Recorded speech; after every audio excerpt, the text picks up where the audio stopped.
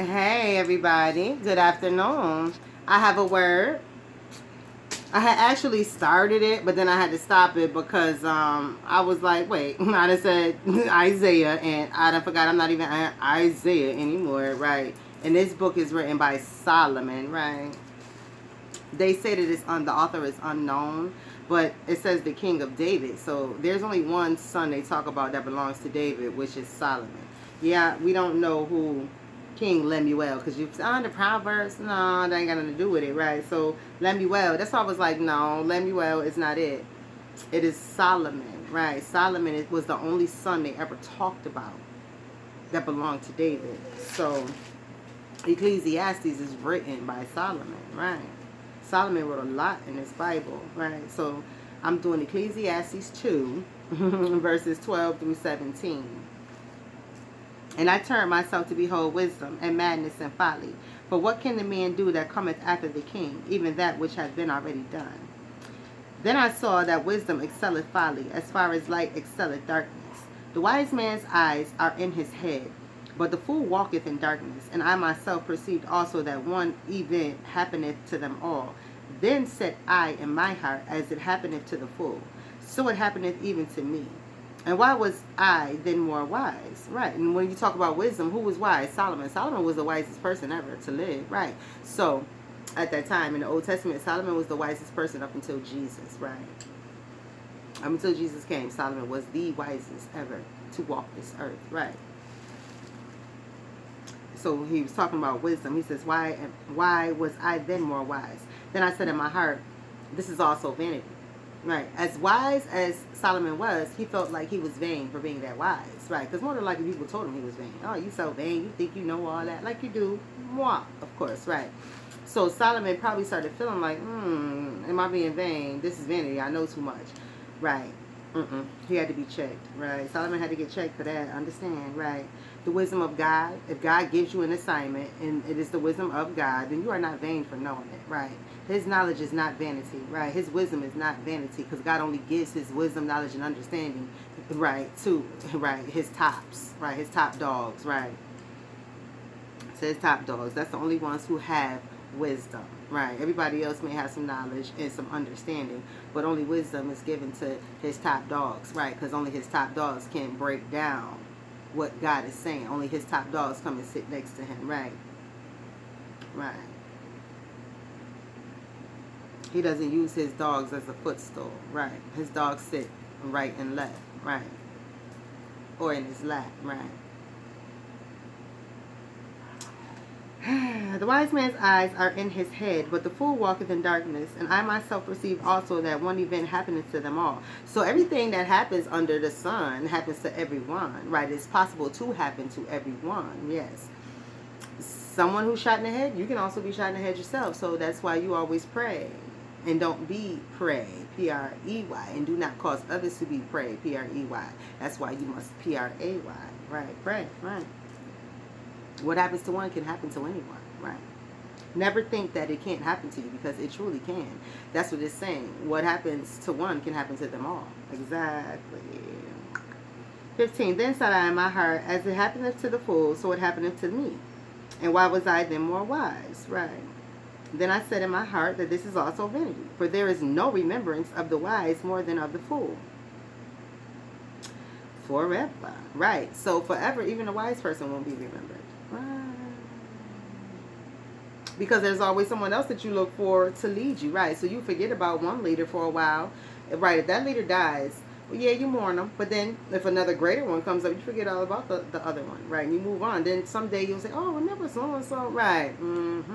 Like some people love Kennedy, right? Then Clinton came along, right? They compared and contrasted them, and then they, left Kennedy back by the wayside again, right? Then what did they do? They threw, right. So even a wise man will be forgotten along with the fool, right?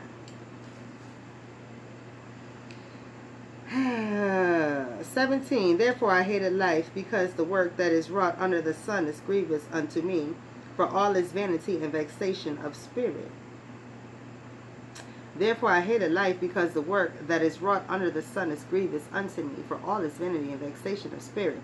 So Solomon was saying, no matter what I do, there's always going to be people who will be vexed with me, vexed with my God, vexed with my bloodline. I will always be considered vanity because I am a top dog. I will always be considered vain because I am a top dog. I asked God to give me this wisdom so that I could lead the people, says Solomon. But these other people who have nothing to do with our nation are constantly talking about they're vain, they're this, they're that, trying to speak against me to my people, to get my people to convert over to what? That Egyptian land, right? First of all, Egypt was destroyed, right? Solomon married Sheba and sent her back to Africa, Ethiopia. She was an Ethiopian. He sent her back to Africa to rule the entire continent of Africa. She was the queen of Africa, period, right?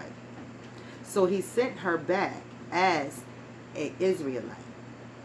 She came over there as a Islamic chick, right? She left as an Israelite because she married an Israelite, Solomon, a top dog. So Sheba went and converted Afrique to Judaism.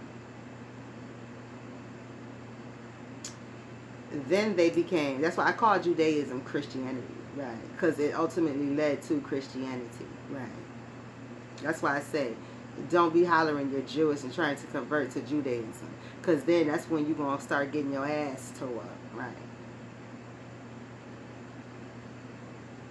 Right. You don't convert to Judaism. You convert to Christianity, right? You become a Christian, right? Jewish people have their own whooping, right? So when you want to be Jewish, understand, you are taking yourself into a deep poverty. Jewish people aren't rich like you think they are. They are not. Those are not the real Jewish people. Those are Americanized Jewish people, right? Who are all about the dollar. Real Jewish people are humble and understand poverty, right? You can say they took a vow of poverty until, right, the right time, which is now. Now, when Divinia begins to rule her lands, then Jerusalem, Israel, will become rich, right? They will no longer be in poverty, right? So, therefore I hated life, because the work that is wrought under the sun is grievous unto me. He hated life because he got tired of preaching and teaching and telling everybody. He got tired of warning people. He got tired of telling people you need to be correct. He got tired of correcting people because people were grown and should have known better. But no, they wanted to fight against the good thing. They wanted to fight against correction. These are people who understood correction. They understood order, but they did not want to be in order, and they did not want to be corrected because they wanted to separate themselves away from God and God's people. These people felt like being Jewish was too strong, so they did not want to partake in being Jewish. Now, if you cannot partake in the rules and regulations of being Jewish, then you cannot be part of God's house. Exactly.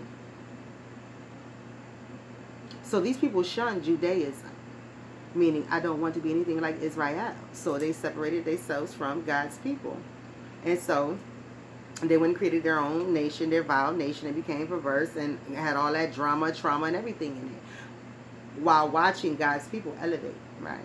While watching God's people be happy and peaceful, right? They looking like, wait a minute, why we ain't got that? Because you separated yourself from the love of God and God's people. You didn't want anything to do with Jerusalem, Israel. You didn't want anything to do with Israel, right? You didn't want anything to do with the Jewish people. You didn't want anything to do with Judaism. It was too strict. It was too hard. You couldn't have sex. You couldn't drink. You couldn't eat pork. You couldn't do what you wanted to do, right? You had to give up your sacrifices. You had to give burnt offerings, right? Right. You had to be placed in a specific spot, not where you just wanted to jump to, right? So you could not follow the order and the law of Judaism. So that's where these people are now. These people who are, right, like, I don't follow God, I don't follow religion, I don't believe in Jesus. Jesus ain't nothing but a prophet to me, and you really don't believe in him as a prophet, right? If you are a non-Christian, I'm going to say it again. You chose to separate yourself from God, right, and God's people. So to chase behind God's people, you look like an idiot, right? You look like a biscuit-headed chick who told her boyfriend, get the heck out my face. I don't ever want to see you again. And then he left, and then you started chasing behind him. Someone, don't leave, I'm pregnant, right? Like a baby should stop a man. If a man is leaving, I don't know why you stay for a child, right? You don't want the child. You don't want the woman, right? Right. You are a fool if you stay with a woman for a child, right? Especially a child you don't want. You don't want the woman. Why do you want the child, right? See, you fellas sit up here and mess around with these ladies and allow them to keep these children and give them your last name when you never wanted the female in the first place. No, you're going to give that child your last name, and you're going to take all these rights and you're going to keep them, and that'll be your child, because you will not trap mine with a child, right? I don't believe in that. So, all is vanity, right? All is vanity.